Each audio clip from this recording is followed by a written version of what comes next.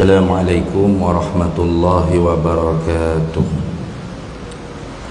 Ila hadratin nabiyil mustafa sayyidina rasulillah sallallahu alaihi wasallam wa ila kaffatil anbiya'i wal mursalin wa li azwajihi ummahatil mu'minin wa li ahli baitihi wa dhurriyyatihi wa ashabihi ajma'in.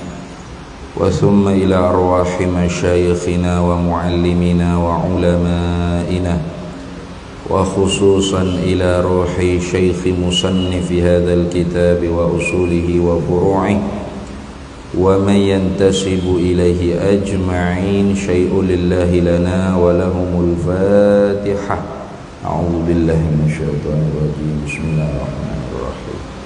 Alhamdulillahi Rabbil Alamin Ar-Rahmanir Rahim Maliki Yawmiddin Iyyaka na'budu wa iyyaka nasta'in Ihdinas siratal mustaqim Siratal ladzina an'amta 'alaihim ghairil maghdubi 'alaihim waladdallin. Bismillahirrahmanirrahim. Alhamdulillahi Rabbil Alamin Wassalatu wassalamu ala sayyidina wa habibina wa syafi'ina wa zuhrina wa maulana Muhammadin wa ala alihi wa sahbihi ajma'in. Subhanaka la ilma lana illa ma 'allamtana innaka antal alimul hakim wa la hawla wa la quwwata illa billahil aliyyil azim. Allahumma aftah 'alaina futuhal 'arifina bika bil hikmah وافتح علينا من لدنك علما كما فتحت على سيدنا محمد صلى الله عليه وسلم بحق طه سيد الكونين وجد الحسنين أبي البطول والقاسم. ربنا افتح بيننا وبين قومنا بالحق وأنت خير الفاتحين. Rabbi shrah li sadri wa yassir li amri wahlul 'uqdatan min lisani yafqahu qawli saddid lisani wahdi qalbi bihaqqi jaddina sayyidina rasulillah sallallahu alaihi wa ala alihi wa sahbihi wa sallam. Rabbi yassir wa la tu'assir wa tammim bil khair ya karim. Amma ba'du. Faqala al-hafiz Imam At-Tirmidzi radhiyallahu ta'ala anhu wa qaddasallahu sirrahu wa nafa'ana Allahu bihi wa bi'ulumihi fid dharain amin ya rabbal alamin. Babu ma jaa fi khuffi Rasulillah sallallahu alaihi wa ala alihi wa sahbihi wa sallam. Alhamdulillah para hadirin sekalian, kita sambung lagi muzakarah kitab Syama'il Muhammadiyah karangan Imam Tirmidzi radhiyallahu taala anhu. Insyaallah pada malam ini kita masuk bab yang baru, yaitu bab yang ke-10. Bab yang ke-10 daripada berapa puluh bab ni? Daripada 56 bab. Bab yang ke-10 baru daripada 56 bab, iaitu kata Imam Tirmidzi, babu ma jaa fi khuffi Rasulillah sallallahu alaihi wasallam. Bermula ini ialah satu bab pada menyatakan hadis-hadis yang telah datanglah ia hadis menceritakan tentang khuf bagi Nabi kita Muhammad sallallahu alaihi wasallam. Iaitu khuf ni orang panggil kasut yang diperbuat daripada kulit yang tertegah nak dimasuki air serta menutup buku lali. Itu dia panggil khuf. Kasut yang diperbuat daripada kulit yang tertegah dimasuki air serta menutup buku lali, itu dipanggil khuf. Kalau kita mengaji kitab fiqh seumpama Matla'il Badrain ke, dia panggil bahasa zaman dulu panggil muza, sapu muza dia panggil. Baik. Kata Imam Tirmizi radhiyallahu taala anhu, haddatsana Hannad bin Sariyy, mencerita akan kami oleh Hannad bin Sariyy. Qala haddatsana Waqi'un, kata Hannad mencerita akan kami oleh Waqi', an Dalham bin Salihin, daripada Dalham bin Salih, an Hujair bin Abdullah, daripada Hujair bin Abdullah, ani bin Buraidah, daripada anak laki-laki bagi Buraidah. Jadi Buraidah ni ialah sahabat Nabi sallallahu alaihi wasallam, yang mana kita telah bicara dah tentang sedikit sebanyak orang panggil siapakah Buraidah, itu pada hadis yang ke-21 dulu. Hadis yang panjang cerita tentang khatamin nubuwah, tanda-tanda kesudahan Nabi pada diri Nabi kita Muhammad sallallahu alaihi wasallam, iaitu namanya Buraidah bin Husayb bin Abdullah bin Al-Haris bin A'raj bin Sa'din. Itu nama penuh dia. Buraidah bin Husayb bin Abdullah bin Al-Haris bin Al-A'raj bin Sa'din. Dikunyahkan dia dengan Abu Abdullah. Jadi barangkali di sininya nama anak laki-laki dia ialah Abdullah. Sebab kunyah dia Abu Abdullah. Bapa bagi anak yang bernama Abdullah. Kata setengahnya Abu Saha, dipanggil juga Abu Saha. Barangkali ada anak dia nama Saha. Dipanggil juga Abu Sasan. Dipanggil juga Abul Husayb. Banyak. Al-Aslami. Banyak kunyah dia ni. Tapi hak masyhurnya ialah Abu Abdullah. Jadi Buraidah ni dia masuk Islam ketika tahun hijrah Nabi kita Muhammad sallallahu alaihi wasallam, dan pernah menyertai peperangan Khaybar dan Fathil Makkah, dan pernah memegang ketika mana Fathil Makkah tu Buraidah lah salah seorang yang memegang liwat, iaitu bendera Nabi kita Muhammad sallallahu alaihi wasallam. Itu sedikit sebanyak tentang Buraidah. Jadi ini bin Buraidah diriwayatkan daripada anak laki-laki Buraidah. Barangkali di sininya Abdullah bin Buraidah. An abihi, daripada bapaknya, iaitu Buraidah itu sendirilah radhiyallahu taala anhu. Apa kata Buraidah? Kata dianya, annan Najasyiyah ahda lin nabiyyi sallallahu alaihi wasallam khuffaini aswadaini sadhajaini falabisahuma thumma tawadda'a wa masaha alaihima. Rawahu Abu Dawud wa Tirmidzi wa qala Tirmidzi hasanun. Kata Buraidah, kata dianya annan Najasyiyah, bahawa sesungguhnya bermula Raja Najasyi itu. An-Najasyi ni gelaran kepada orang yang jadi raja ni negeri Ethiopia. An-Najasyi ni gelaran kepada raja yang orang yang jadi raja di negeri Ethiopia. Negeri Ethiopia ni sekarang ni dipanggil Afrika lah. Negeri orang kulit hitam. Jadi dulunya ada seorang raja, gelarannya An-Najasyi. Nama sebenarnya Syammah.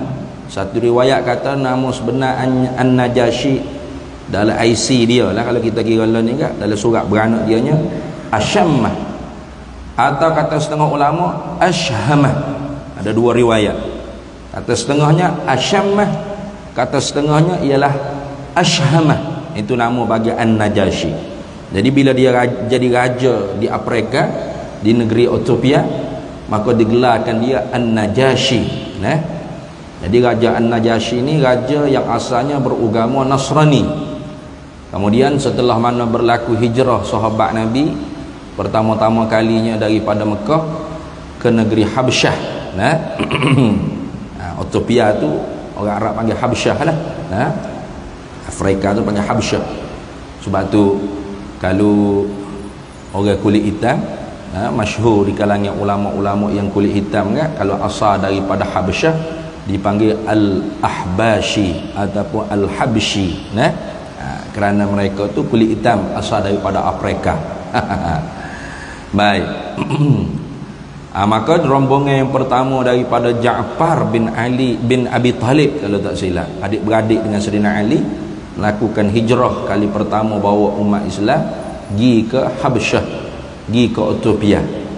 Maka minta pelindungan lah orang panggil, minta pelindungan daripada An-Najasyi. Maka ketika tunya kafir Quraisy ni hatta juga orang yang boleh masuk rapat dengan Raja Habsyah itu, kalau tak silapnya ketika tu namanya Al-Amr bin Al-As, sahabat Nabi juga, tapi ketika tu belum masuk Islam lagi. Karena dia ni pandai berdiplomatik dengan Raja An-Najasyi, maka fuak kafir Quraisy ni hatta dia lah untuk kecek kira dengan Raja An-Najasyi supaya minta hatta balik penduduk Mekah hok mari duduk di Habsyah ni, kerana mereka ni ialah pelarian katanya, yang menghina agama untuk nenek moyang. Maka Raja An-Najasyi ni bukan jenis orang panggil mudah dibeli dengan kata-kata manis. Tu dengan hadiah berupa mah kau gapo, tak boleh nak beli kan. Dia nak dengar hujah dulu. Nak dengar hujah dulu. Betul ke tak dakwah kata bahawasanya orang-orang daripada Mekah yang mari masuk ke Habsyah ni ialah mereka yang menghina agama-agama untuk nenek moyang mereka. Mereka yang murtad daripada agama untuk nenek moyang mereka. Agama apa yang mereka masuk yang baru ni? Maka panjang ceritalah bila Ja'far bin Abi Talib bangun berhujah di hadapan Raja An-Najasyi, cerita begitu begini, hingga ditanyakan tentang bagaimana pendapat nabimu tentang Isa dan Maryam. Maka diceritakan, dibawa data ayat Quran dan sebagainya.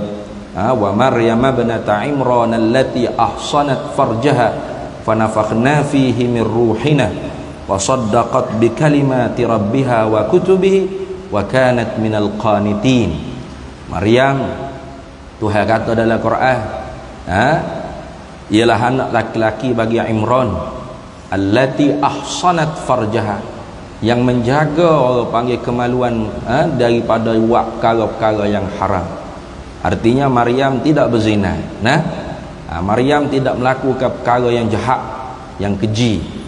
Bahkan kurniaan daripada Allah. Bukti kekuasaan Allah. Allah lah yang menjadikan manusia, bukan orang tua. Orang tua ni sabak musabak saja. Tu Adam, lagilah tak ada orang tua. Tuhan direct yang menjadi tanpa sabak musabak. Apa nak pelik dengan Nabi Isa yang tidak ada bapa? Maka sebab itulah Nabi Isa tu binnya bin Maryam.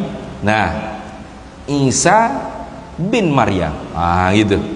Maka adakah terputus nasab Nabi Isa daripada Nabi Yaqub, Bani Israel? Tidak. Tetap dikira anak cucu cicit Nabi Yaqub alaihi salam. Daripada sinilah ulama kata bahawasanya nasab perempuan itu tidak terputus. Nasab sebelah ibu tak betul. Bahkan nasab ibulah yang paling kuat. Gitu. Nasab mak tu hak paling kuat sekali. Seorang perempuan apabila bucik perut dia mengandung, pasti dah anak dia, tak kira anak jin serta alam mana, anak dia. Cerak dah, yakin dah anak dia.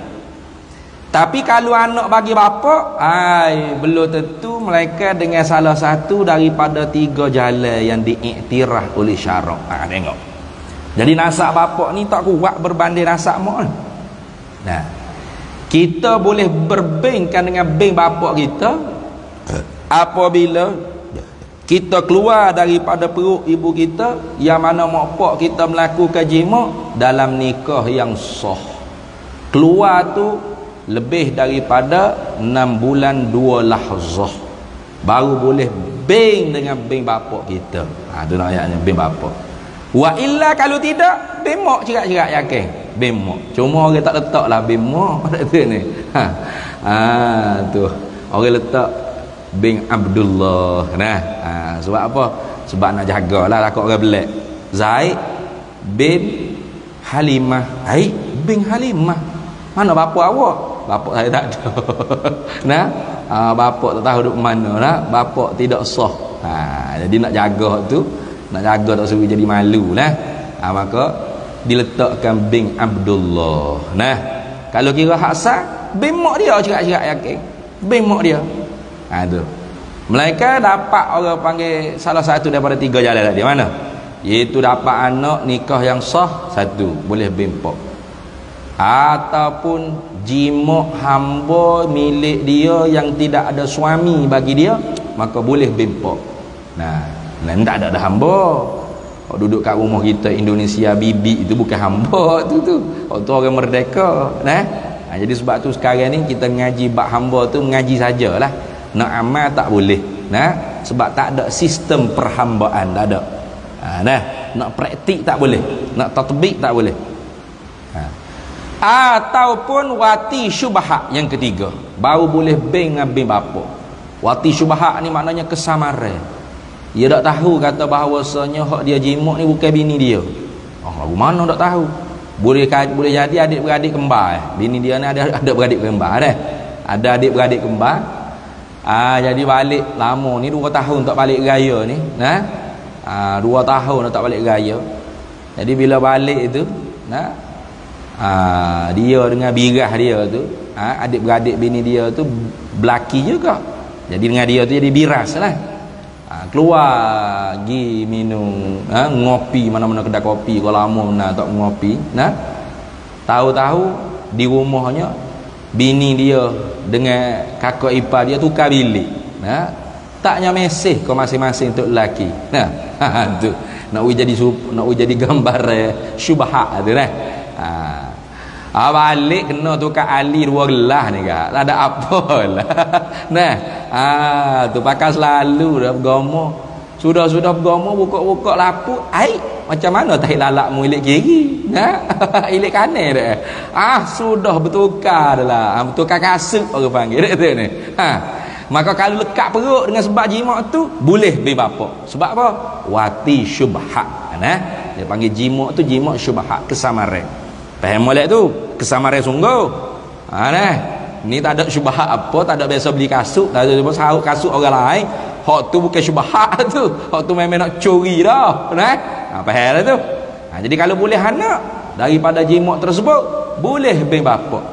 Lain pada tu tidak berbingkan dengan bin bapa, melainkan bin tu bin mak. Itu dah. Jadi sebab tu tak putus nasab ilik mak ni. Ni berlaku kepada fok-fok tuk-tuk Said lah. Kadang-kadangnya terlampau sangat. Siapa tak bagi anak dia kalau Syarifah tu nak menikah dengan tidak tuk Said ni kan, balas gegak-gegak lah. Nak apa? Sebab dia kata putus nasab sikit lagi. Tak putus nasab. Jangan buat kasta lagu tu lah. Jangan buat kasta lagu tu. Ada di Melaka dulu, masa hamba duk mengajar kitab Munyatul Musalli, masuk khutbah kita duk bahas tentang selawat salam ke atas keluarga Nabi Muhammad sallallahu alaihi wasallam. Jadi kita bahas keluarga Nabi ni apa maksud keluarga Nabi? Ahlul bait, alil bait, itrah, zurriyah. Apa maksud dia? Bahas. Ada satu orang hamba Allah tu mari mengadah. Sudah semai syak mari mengadah menangis-nangis. Waktu ustaz ada dok rakamai, masa tu tak ada live, tak ada buat live. Ada dok rakamai ustaz mengajar dia. Kata tak ada, tadi tak ada nampak orang buat live. Pasal apa kita menangis ni? Kata saya ni ada masalah keluarga, dia kata. Yang nikah dengan Tok Syarifah. Jadi nikah dengan Tok Syarifah ni keluarga bini dia ni buat dia ni supaya bukan keluarga gitu. Jadi bukan supaya keluarga. Lagu mana bukan supaya keluarga? Kalau ada kenduri kendara ke gapo, jaga sekali nyajak nyepuk. Jepuk pun akhir-akhir dah. Hujung-hujung. Hak banyak tak jepuk pada jepuk kalau ada hari keluarga ke gapo. Kalau jepuk tu kita hadir pula dia kata macam tak layan. Ipa-ipa dua ini Tok Said saja duduk buat. Ini mungkin ada Tok Said hang marah ni dah tu ni. Nak marah ke tak saja ke, mau nak royak juga. Nah, duduk buat, abai-ipa dia duduk buat, duduk berkumpul buatlah borok. Mari je saya Ustaz, berubah. Oh, berubah tu. Buat tak layan. Kalau tangan salah pun berapa. Oh, gitu. Allah, berasa hinanya saya ni. Nak cerah tangga, anak ada 4 orang dah. Nah, mikir kau anak ya. Saya nak benar video Ustaz tadi. Nak video dengar. Apa makna zuriat Nabi, ahlul bait, itrah. Nah. Jadi tu maaf tu tak ada. Tak ada rakamnya. Tapi boleh tengok dalam YouTube lain ada juga ambo duk hurai tu. Nah, tu salah faham tu. Salah faham. Bukan tu cara hak sebetulnya agama Islam ajar bukan. Nah, Nabi kita Muhammad sallallahu alaihi wasallam dikurniakan anak semuanya mati kecil belaka, wafat kecil melainkan Fatimah Zahra al-Batul yang seorang-seorangnya besar dah berkahwin dengan Sayyidina Ali karramallahu wajhah. Hak lain ada juga berkahwin dengan Sayyidina Uthman. Sayyidina Uthman 2 orang anak Nabi jadi isteri dia. Sehingga digelarkan Sayyidina Uthman tu Dzunurain, yang mempunyai 2 cahaya. Apa? Yang jadi menantu Nabi 2 kali. Nah. Jadi Fatimah ni perempuan. Anak Nabi yang perempuan. Nah, bukan laki-laki, bukan. Hak laki-laki semua wafat kecil belaka. Sehingga orang kafir kata, Muhammad tak ada keturunan dah. Abtar. Ada. Abtar. Batu apa? Inna a'tayna kal kautsar fasalli li rabbika wanhar. Inna syani'aka huwal abtar. Bukan mung hak putusnya keturunan, dia hak kata mung tu putus, abtar tu dia yang abtar. Mana? Abu Lahab, Abu Jahal. Siapa dia mengaku keturunan Abu Lahab? Ada dah. Siapa dia sanggup mengaku? Ambo ni keturunan Abu Lahab ni, tengok hidung maju boleh. Ada. Tak ada siapa dia sanggup mengaku keturunan Abu Lahab, Abu Jahal ada. Nah. Tu ayatnya. Nah. Kalau keturunan Nabi pakat nak mengaku belaka sebab apa? Sebab dimuliakan. Nak kalau di Indonesia agak orang mamna lah Habib palsu, Tok Said palsu ni. Nah, sebab apa? Bila mengaku keturunan Nabi agak orang cium bolak-balik lah tangannya. Nah, masuk kedai kopi pun free, nak ambil barang pun free, free habis. Nah, apa? Orang memuliakan, orang mengagungkan keturunan Nabi Muhammad sallallahu alaihi wasallam. Tu hak palsu banyak juga. Nah, hak palsu banyak juga. Maka Nabi sallallahu alaihi wasallam dia kata apa? Semua nasab semua bersambung lekpok. Melainkan Hasan Husain, fa ana abuhuma. Akulah bapak bagi keduanya. Apa nak cerita? Yakni Nabi sallallahu alaihi wasallam beriku rapat sekali dengan cucunya Hasan dan Husain. Nah, sehingga seumpama anak dengan pak, seumpama bapak dengan anak hubungannya. Itu. Orang kita dulu pun begitu juga. Nah, kalau rapat dengan datuk, nah, cucu-cucu lain panggil atuk belaka. Kita tak panggil ayah. Nah, padahal kita ni pakai kat cucu. Tapi oleh kerana kita duduk dengan tok kita jak kecil, orang lain tak duduk lagu tu cucu-cucu lain. Jadi kita panggil tok tu ayah. Ada. Orang lain panggil tok mek belaka, kita panggil mek. Ada. Nah, ataupun rapat dengan pak saudara. Itu maksud dia. Nah, tu maksud dia. Bukan Nabi SAW nak nafi ke orang panggil Sayyidina Ali tu sebagai bapa Hasan dan Husain, bukan. Tapi nak royak begitu eratnya hubungan cucu Nabi SAW. Nabi kata fa ana abuhuma, aku ni seumpama bapa bagi Hasan dan Husain. Nah, itu maksud. Nah, jadi Nabi walaupun dapat cucu sebelah anak perempuan, cucu juga. Gitu Dia orang Arab ni apabila cucu tu sebelah anak laki-laki baru cucu dia. Kalau cucu tu dapat sebelah anak perempuan, cucu besan dia, bukan cucu dia, cucu besan. Orang dulu. Kayak orang dulu, orang Arab jahiliyah. Bukan setakat tu anak perempuan ni dia tanah. Dia tanah hidup-hidup. Tu. Nak ya jijik hinanya. Nak bila dapat anak perempuan seolah-olah mencari maruah. Tapi bila Islam mari tidak. Menyetarakan laki-laki dan perempuan. Dan dapat cucu sebelah anak perempuan pun cucu dia. Nah, cucu biasa dia pun ya cucu biasa dia. Cucu dia pun ya cucu dia, muka anak dia perempuan ni. Nah. Itu lagu tu. Jadi jangan kita terlampau syadid, ekstrim sangat. Kerana fitrah itulah hak Islam. Fitrah itulah hak Islam. Hamba pernah berdebat dengan hak Tok Said hak jenis ekstrim ni. Sudah mulai ada sebelah hamba tu, sahabat hamba Tok Said juga. Kakak-kakak dia semua nikah bukan Said belaka. Syarifah kakak dia ni tidak nikah dengan Tok Said, tapi dapat anak. Jadi hamba kata, anak-anak kakak awak tu bukan anak saudara awak lah. Anak haram ke lagu mana? Anak-anak saudara saya lah tu. Ni hak Islam. Hak ni hak Islam. Fitrah ni hak Islam. Itu. Jadi jangan duk kira jenis orang hak hulu melampau. Kena ajar ke dia. Agama ni tidak lagu tu. Inna akramakum indallahi atqakum. Itu. Habis. Panjang tak siapa masuk lagi. Khuf Nabi kita Muhammad sallallahu alaihi wasallam. Baik. Jadi akhirnya Raja Najasyi ni tak benarkan Amr bin al-As ambil sahabat-sahabat Nabi yang berhijrah ke Habasyah dibawa pulang ke Mekah. Tak benar. Dibenarkan duduk di Habasyah, diberi kebebasan untuk mengamalkan agama Islam. Itu.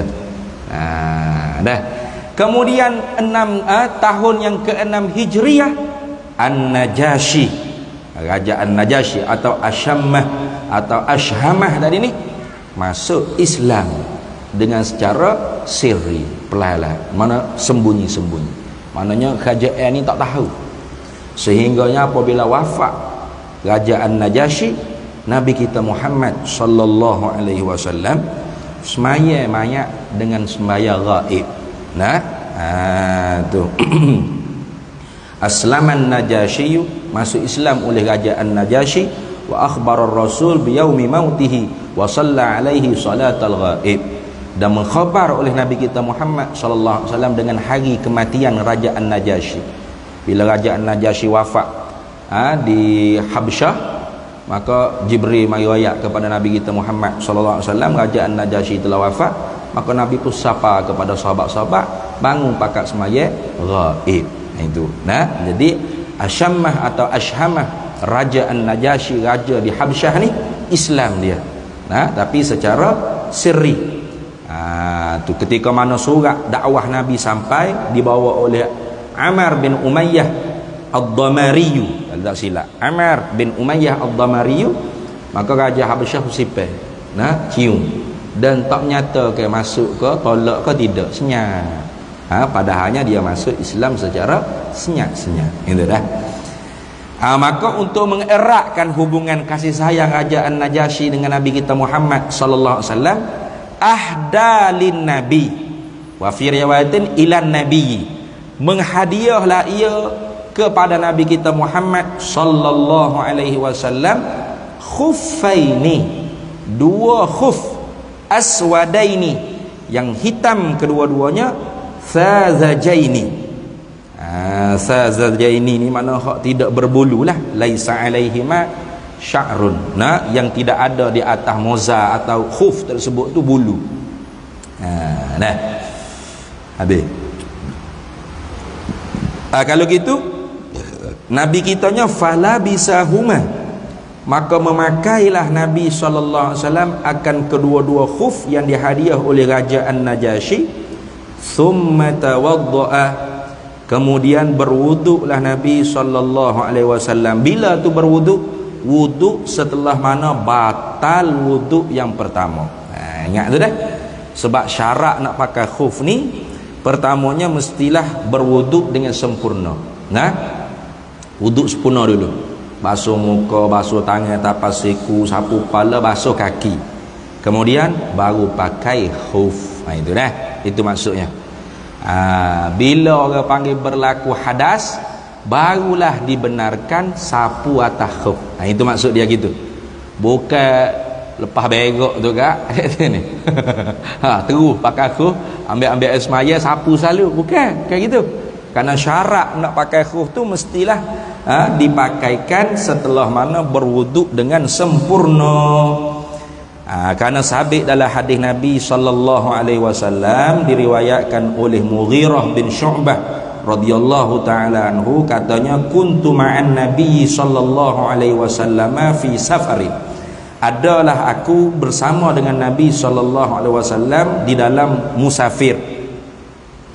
fa ahwaitu li anzi'a khuffaihi, maka ketika aku tunduk untuk membuang, menanggalkan dua khuf aku, faqala, maka sabda Nabi sallallahu alaihi wasallam, da'huma, jangan duk buatlah dua khuf tu, fa inni adkhaltuhuma tahirataini famasaha alaihima. Kerana apa? Karena sesungguhnya kita telah masukkan kaki kita ke dalam dua khuf tu dalam keadaan kita tu bersuci dah. Famasaha alaihima, maka ketika mana kita sudah batal wuduk, sapu saja di atas khuf, jangan duk buat, jangan duk cat. Itu. Jadi syarat yang pertamanya nak sapu khuf tu mestilah orang panggil kita pakaikan khuf tadi tu di atas tuhur, dia panggil. Sudah orang panggil ambil wuduk yang sempurna dah. Nah. Tu. Jadi bukan maksudnya Nabi pakai tu dalam keadaan berhadas summa tawaddaa kemudian berwuduk, bukan.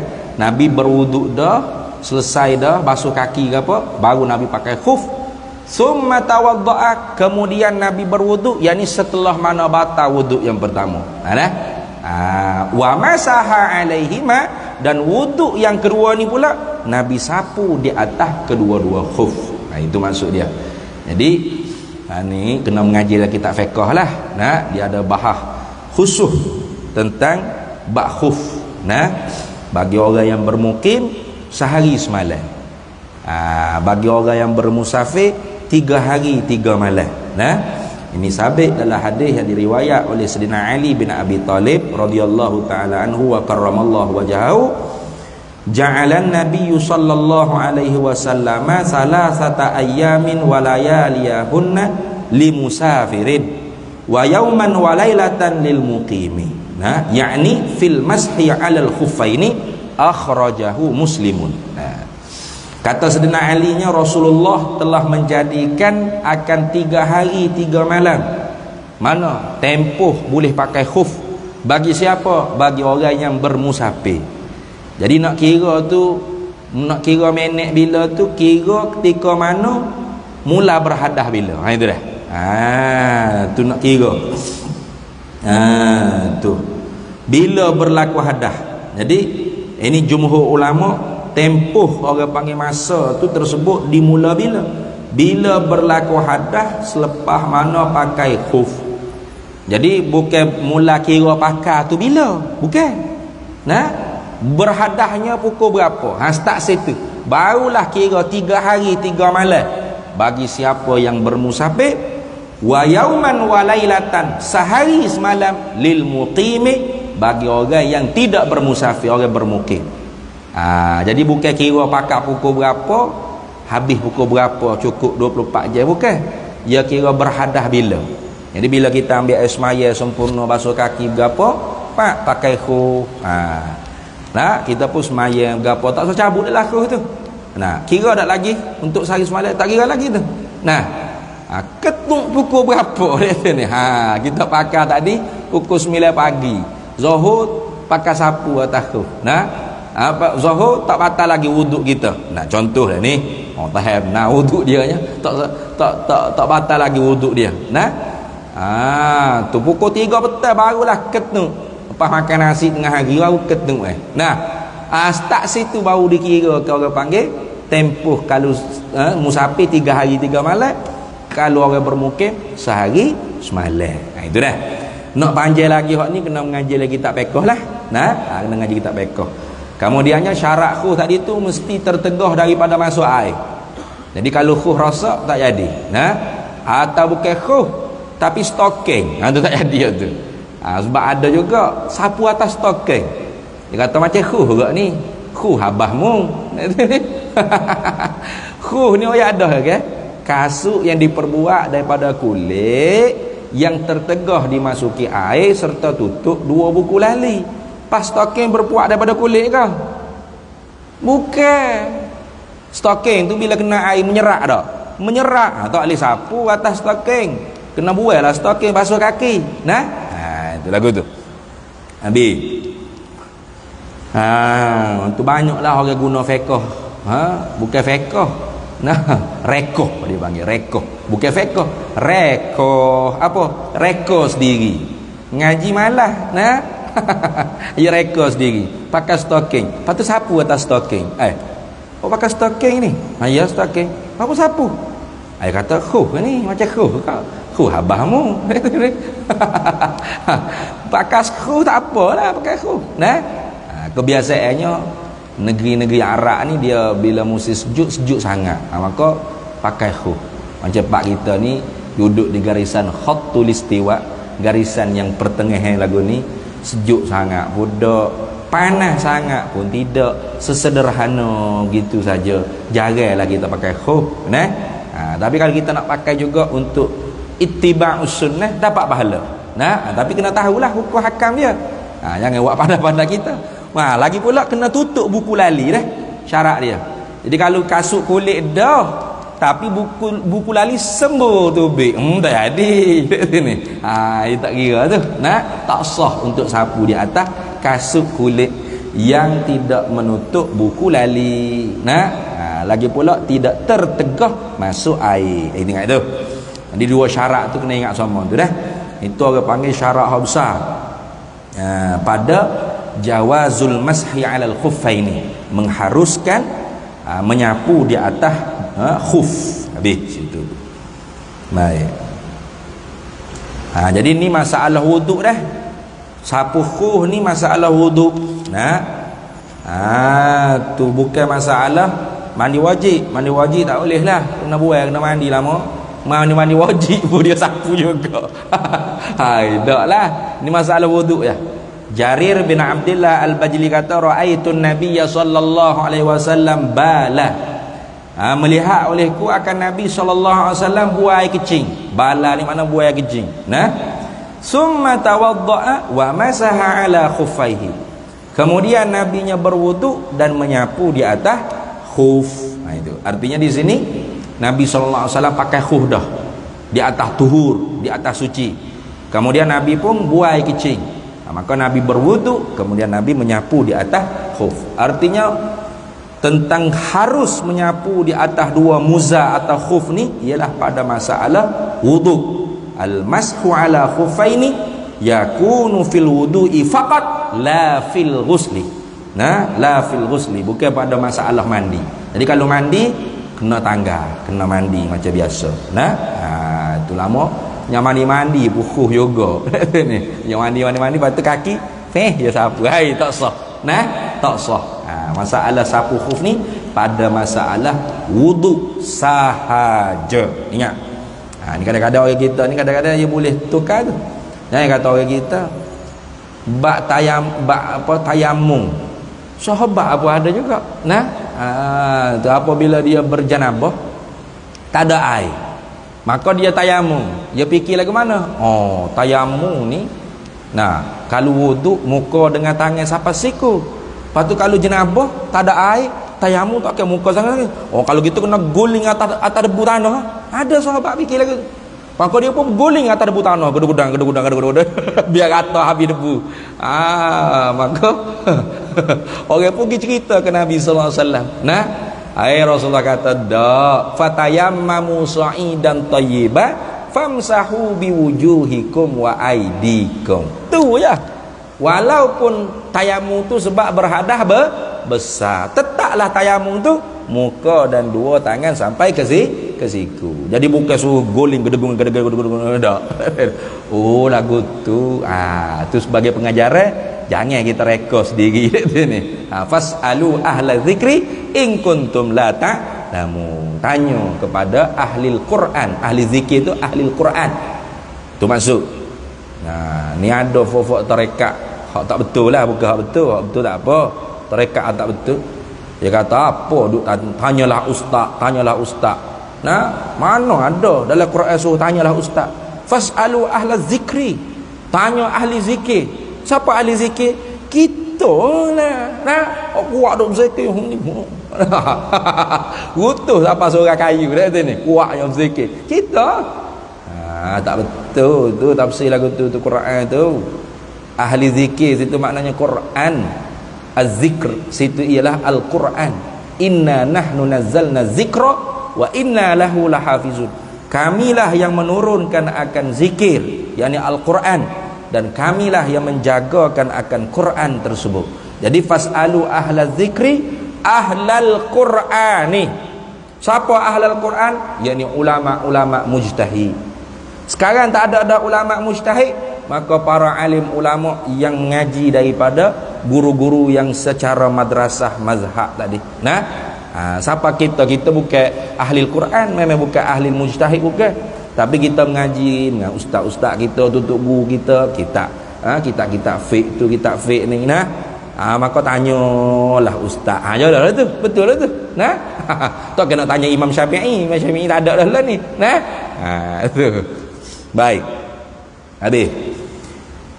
Kemudian masuk waktu dah lagi kita ni. 2 minit lagi. Kemudian hadis yang seterusnya, qala Imam Tirmidzi radhiyallahu taala anhu haddatsana Qutaibah bin Sa'id, mencerita akan kami oleh Qutaibah bin Sa'id. Qala berkata Qutaibah bin Sa'id, haddatsana mencerita akan kami Yahya bin Zakaria, Yahya bin Zakaria bin Abi Zaidah. Itu nama dia. Mencerita akan kami oleh Yahya bin Zakaria bin Abi Zaidah, anil Hasan bin Ayyash, daripada Hasan bin Ayyash, an Abi Ishaq, diriwayatkan daripada Abi Ishaq, anis Sya'bi, diriwayatkan daripada Sya'bi.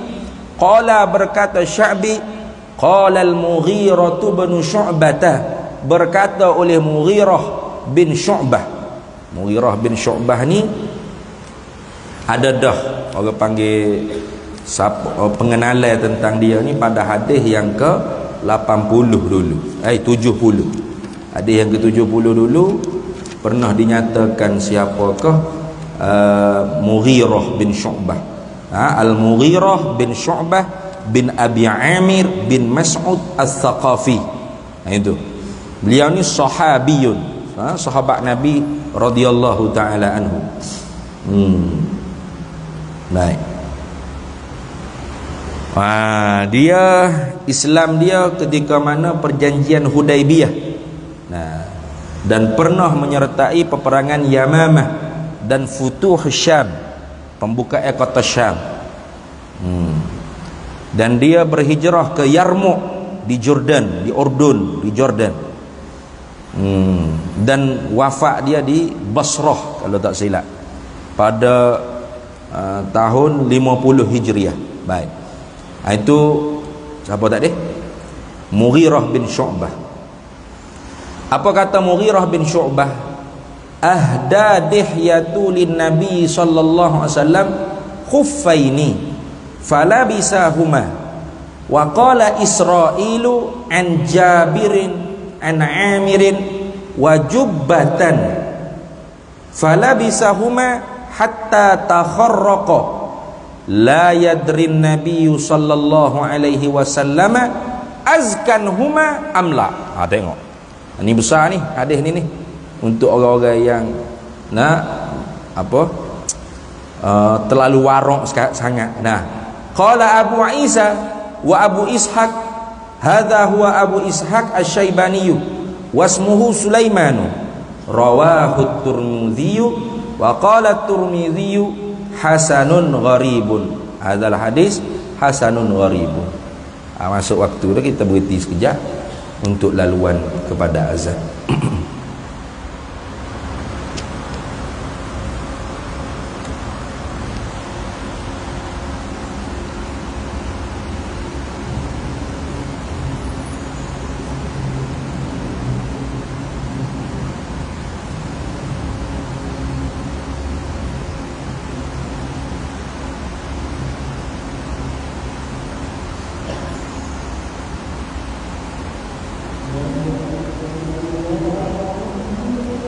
Allahu Akbar, Allahu Akbar.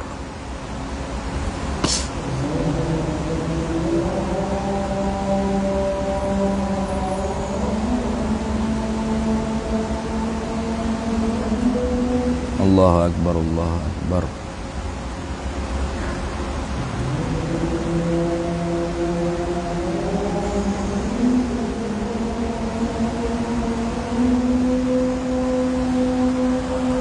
Asyhadu an la ilaha illallah.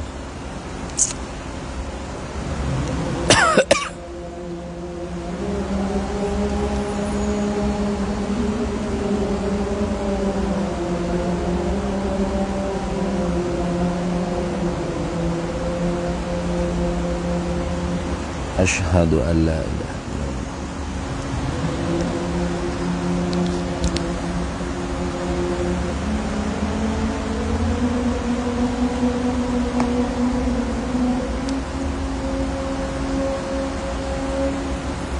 Asyhadu anna sayyidina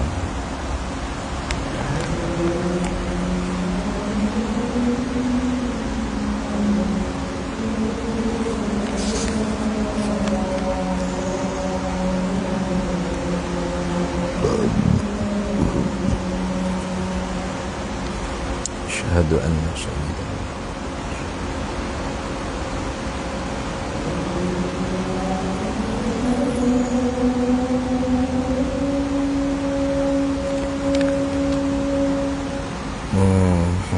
la quwwata illa billah.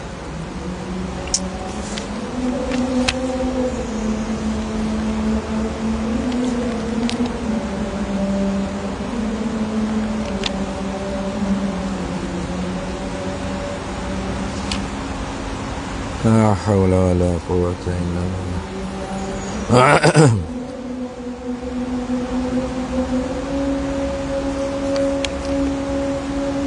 La hawla wa la quwwata illa billah.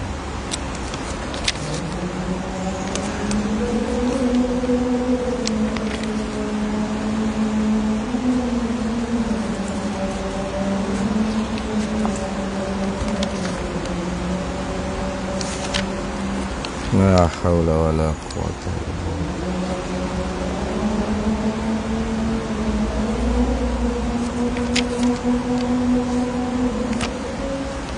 Allahu akbar, Allahu akbar.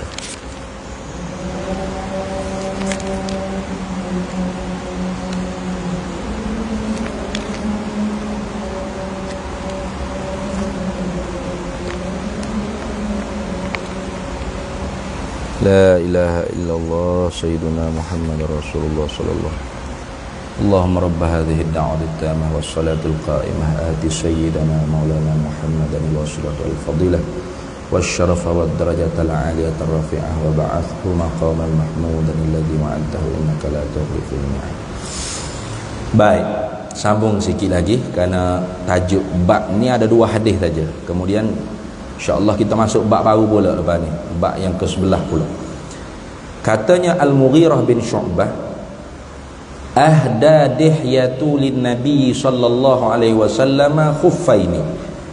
Menghadiahlah oleh Dihyah. Dihyah ni seorang sahabat Nabi sallallahu alaihi wasallam. Nama dianya Dihyatul Kalbi. Dihyatu al-Kalbiyu. Nah, sahabiyun. Dia ni sahabat Nabi sallallahu alaihi wasallam. Kana Jibril ya'ti fi suratihi. Nah, adalah Nabi Jibril alaihi salam bila dia nak berjumpa dengan Nabi sallallahu alaihi wasallam. Jibril alaihi salam bila dia nak jumpa dengan Nabi kita Muhammad sallallahu alaihi wasallam dengan rupa manusia, maka Jibril akan berupa dengan rupa Dihyah al-Kalbi. Itu. Dah. Kerana rupa Jibril ni besar dah. Sayap saja dah. Berapa ratus ribu sayap dah. Beribu sayap. Jadi kadang-kadangnya Jibril ni bila nak jumpa dengan Nabi atas rupa manusia, maka Jibril akan berupa dengan rupa sahabat Nabi yang nama Dihyah al-Kalbi. Itu. Kana Jibrilu ya'ti fi surati. Adalah Jibril ni mendatangi Nabi pada rupa Dihyah al-Kalbi. Dan Dihyah al-Kalbi ni min ahli bai'atir ridwan. Beliau ni sahabat yang termasuk di kalangan ahli bai'atir ridwan. Itu. Jadi Dihyah al-Kalbi menghadiahkan kepada Nabi kita Muhammad sallallahu alaihi wasallam khuffaini, dua khuf. Fala bisahuma, maka memakailah oleh Nabi sallallahu alaihi wasallam akan kedua-duanya, yakni akan kedua khuf tersebut. Kemudian berhenti situ, waqala Israilu, dan telah berkata oleh Israil, an Jabirin, diriwayat daripada Jabir, an Amirin, daripada Amir. Riwayat yang lain pula ni bukan hanya khuf sahaja yang dihadiahkan oleh Dihyah kepada Nabi sallallahu alaihi wasallam, wajubbatan, artinya Dihyah ni menghadiahkan kepada Nabi 2 khuf dan 1 jubah. Itu maksud. Falabisahuma, maka memakailah Nabi sallallahu alaihi wasallam akan kedua-duanya, yakni apa? Akan khuf dan jubah tadi. Tu. Akan khuf dan jubah. Karena apa? Karena al-kharqu fil hadis kana lil khuffaini wal jubbati wa laysa li ahadihima faqat. Itu. Jadi hatta ni ghayah. Nabi pakai tadi tu hingga mana? Hatta takharraqa, hingga carilah kedua-duanya apa? Kedua khuf dan kedua jubah. Tu. Jadi falabisahuma ni nak ceritanya Nabi pakai jubah dan 2 khuf tadi. Sebab apa? Hatta takharraqa, sehingga cari kedua-dua ni. Al-kharqu fil hadis kana lil khuffaini wal jubbati. Cari yang disebut dalam hadis ni adalah ia bagi khuf dan jubah, dua-dua sekali. Walaysa li ahadihima faqat, bukan kepada salah satu daripada jubah ataupun khuf, bukan. Kedua-dua. Gitu maksud dah. Jadi di sininya dapat kita faham isti'malus siyaq ni dituntutkan, isti'malus siyaq dituntutkan kita pakai baju hak kita guna ni hatta tatakharraqa, sehingga cari. Tapi kita tak buat lah kerja gini ni, mereka orang benar-benar tak ada duit lah, sebab zaman Nabi ni zaman orang susah nak dapat kain baju, sebab tu biasa kalau kita baca hadis dalam kitab Riyadhus Shalihin, sahabat-sahabat ni kadang-kadang bergilir pakai untuk tutup aurat, untuk semaya. Untuk semaya saja ni tak bisa tutup aurat, hanya boleh tutup sikit-sikit itu saja. Jadi bergilir kadang-kadang. Temu ni semaya dulu, sudah semaya, mari kain besar sikit untuk tutup aurat. Maka sebab itulah Nabi kata siapa dia yang pakai kain yang labuh lebih daripada tumit buku lali, dengan niat khuyala, menyombong-nyombong. Khuyala mana menyombong-nyombong, maka orang ni mengaku. Sebab apa? Sebab orang dulu nak menunjuk kata dia kaya, kain baju dia tu labuh.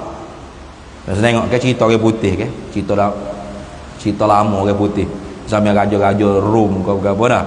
Jadi raja dia tu kalau nak masuk istana kat, dia jalan menggok dada lagu ni. Lepas tu kain baju dia ni ni apa, dayang-dayang hak tolong pegang, takut terheret habis tai ayam tai kucing sekali ngah. Hanya pegang ramai-ramai. Dia berjalan melenggok. Tu menyombong kata. Tu sebab apa? Sebab zaman tu susah nak dapat kain baju. Jadi zaman kita sekarang kain baju ni mudah. Siapa ke kita kain baju banyak, tak muat almari, pergi sedekah ke orang geladangnya hak tak ada tempat duduk, tak ada tu rumah. Orang geladangnya pun kata, kami banyak dah kain baju, dah lah almari tak ada kami ni, tak bagi kau lain. Siapa tak tu nak kain baju ni mudah kita zaman ni, itu. Jadi Nabi SAW nya antara sunnah dia nya pakai kain baju tu siapa rosak baru tukar. Itu hatta takharraqa, sehingga cari, sehingga rosak. Jadi dituntut juga tu, yakni tuntut sunat lah. Isti'malus siyaq hatta tatakharraqa ni ialah tuntutan sunat. Mana kalau kita nak beramal dengan cara Nabi, walau duit kita banyak, kita pakai baju tu siapa koyok dah, barulah kita beli hak baru, dapat pahala sunat. Itu ni, dapat pahala sunat. Jangan pula koyok pun pakai lagi hak tu, baru ada koyok atas belakang, pakai lagi pergi kedai kopi noyak zuhur, tu bukan zuhur, kedekut dia panggil. Nak beli baju hak molek pun tak boleh. Maknanya apa? hatta tatakharraqa, sehingga carik ini artinya apa? Yakni bila carik dak pakarlah atau dijahit balik. Nah, pakai. Jangan kita pakai hok carik-carik lagi tu. Nah, itu. Kemudian katanya apa nama tadi? Al-Mughirah bin Syu'bah, la yadrin Nabi sallallahu alaihi wasallam, tidak mengetahuilah oleh Nabi sallallahu alaihi wasallam azkan huma amla. Azkan ni maknanya kulit binatang yang dijadikan sebagai khuf tadi tu. Kan kita sebut dah, khuf ni ialah kasut yang diperbuat daripada kulit. Kulit berapa? Kulit binatang, kulit binatang. Nah, kulit binatang yang dijadikan sebagai khuf tadi tu Nabi tak tahu azkan huma amla. Azkan ni maknanya mazbuhatan zabhan syar'iyatan walaysat mayyitah. Nah, itu maksud. Nah, azkan maknanya apa? Mazbuhatan zabhan syar'iyyah. Nabi tak tahu adakah binatang hak dijadikan kulit dia sebagai khuf ni ialah binatang yang disembelih sebagai sembelih yang menepati syariat, bukanlah dia tu bangkai ataupun tidak. Nabi tak tahu. Bapa nak cerita lagu ni? Yani al-aslu fil asya' al-majhulatut taharah. Nah, asal bagi sesuatu perkara tu tidak diketahui, kan orang panggil kesucian dia. Nah, maka adakah di sana wajib kita kena tanya orang yang hadiah kita, kasut kulit awak hadiah saya hari jadi ni kulit halal ke haram ni? Ni. Tanya lagu tu. Tak. Tu tak disuruh kita tanya. Bahkan Nabi sallallahu alaihi wasallam ballabisahuma duna an yas'ala. Bahkan Nabi pakai kedua-dua khuf tu tanpa tanya pun. Dehya, dehya. Khuf kulit ni menata hak sembelih ikut syarak ke ataupun bangkai mana-mana mu ambil ni? Tak tanya lagi tu. Nabi pakai saja. Itu dah. Jadi hikmahnya daripada sini kita faham apabila orang beri hadiah ke kita, tak wajib usul. Tak suruh usul banyak lah. Nah, nak ayak waroknya dia tanya sosok. Nah, kulit ni, nah, apa nama ni? Samuk kodok lagi. Nah, samuk ni, inilah apa? Guna seumpama tahi burung merpati ke, itu samuk dia panggil. Nah, itu samuk. Kalau hak basuh 7 kali salah satu air tanah tu panggil sertu. Fak kita ni tukar semua. Nah, samuk ni kulit binatang. Nah, kita nak guna buat jaket ke, buat baju ke, buat pakaian, samuk. Samuk apa? Dengan sesuatu yang boleh mengikihkan lendir-lendir darah-darah dia. Seumpama tahi burung merpati. Tahi burung tu najis, tapi tahi burung merpati ni walaupun dia najis, tapi dia ada sifat mengikih. Dia boleh kikih. Orang panggil apa? Lendir-lendir darah-darah yang melekat pada bulu. Tapi kena basuh lah lepas tu. Tu orang panggil proses samuk. Nampak kan? Ada pun hak basuh. Idza walagal qalbu li ina'i ahadikum falyughassil sab'ata marrah ulahunna bit-turab. Hak tu bahasa kita lebih tepatnya dipanggil sertu. 7 kali. Mana? Nah, salah satu dengan air tanah, iaitu kalau kena dengan salah satu daripada 2 binatang najis mughallazah, iaitu anjing atau babi, yang mana salah satu yang terkena tu basah. Basah dengan basah ke atau basah dengan kering. Kalau kering kedua-dua tak apa. Nah, kalau salah satunya basah atau basah kedua-dua, maka hak tu kena sertu. Apa? 7 kali basuh, salah satu air tanah. Itu. Adapun samuk ni tak ada. Kulit-kulit binatang hak kita nak guna buat pakaian, maka kita wajib kena samuk. Apa samuk? Gunakan alat-alat yang boleh mengikihkan segala lendir-lendir darah-darah yang melekat pada kulit, sehingga tak ada bau darah ke apa semua. Itu kan? Macam kita duk guna kulit buaya ngakak tu, cap krokodil. Itu samuk dah tu. Kalau tak ada bau dah bahannya kau apa tu. Nah, itu ni. Habis. Lepas tu Boya tu sembelih ikut syarak. Hai tak payahlah moga samuk dah tak apalah, suci lah dengan sebab samuk tadi. Nah. Itu lagu tu. Habis. Jadi tak wajib kita soal, usul, tanya, tak payah. Orang bagi hadiah kita pakai. Gitulah sunnah Nabi sallallahu alaihi wasallam. Siapa nak lebih warak daripada Nabi? Tak ada. Nabi paling warak, Nabi paling takwa. Dan beginilah sunnah Nabi sallallahu alaihi wasallam. Jadi kita tak payah nak belagak warak bila orang hadiah kita soal mari mana duduk, aduh itu ni. Tak payah. Nah, ambil. Kalau tak sih kita tak yakin, kita wi kepada orang lain pula ke, senyap-senyap jangan dihadapi dia, nanti kecil hati dia. Nah, itu lagu tu. Habis. Tapi hadiah ni sebenarnya tidak sayugi kita bagi ke orang lain. Sebab apa? Takut kecil hati orang yang bagi hadiah. Nah, itu. Habislah situ. Kemudiannya insya-Allah kita sambung semula pula insya-Allah bab yang ke-11, babu ma jaa fi na'li Rasulillah sallallahu alaihi wasallam. Ini bab pada menyatakan hadis-hadis yang menceritakan tentang capal bagi Nabi kita Muhammad sallallahu alaihi wasallam. Ni capal ni kak. Bising gegak-gegaklah. Nah, capaliun buat gelar pula. Orang pakai piah kalau ada lambai ni buat gelar. Capaliun, fofok selipar, fofok capal. Tu ni.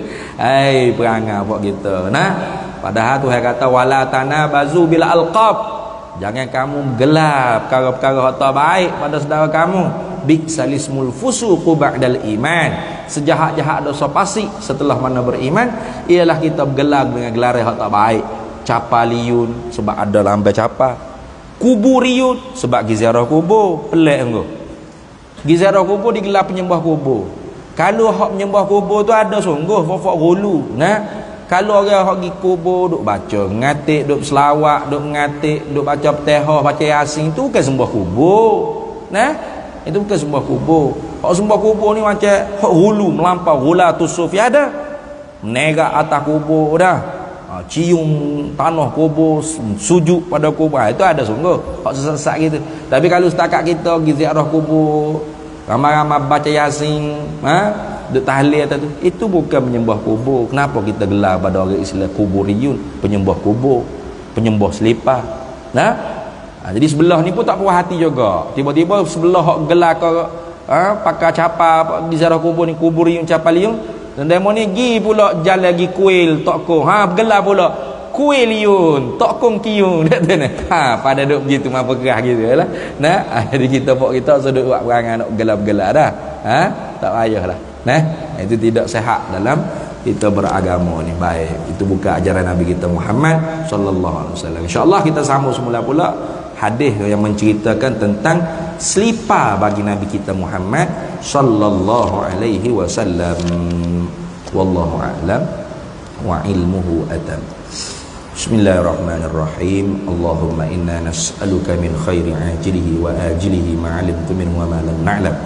ونسألك الجنة وما يقرب إليها من قول وعمل ونية واعتقاد ونعوذ بك من النار وما يقرب إليها من قول وعمل ونية واعتقاد ونسألك من خير ما سلك عبدك رسولك نبيك محمد صلى الله عليه وسلم اللهم فقهنا علم الشريعة والمعرفة والطريقة والحقيقة واستعملنا بها بحق سيدنا محمد صلى الله عليه وسلم Rabbi fanfa'na bi barakatihim wahdina al-husna bi hurmatihim wa amitna fi tariqatihim wa mu'afatin minal fitani wa sallallahu sallam ala sayyidina Muhammad walhamdulillahi rabbil alamin. Para hadirin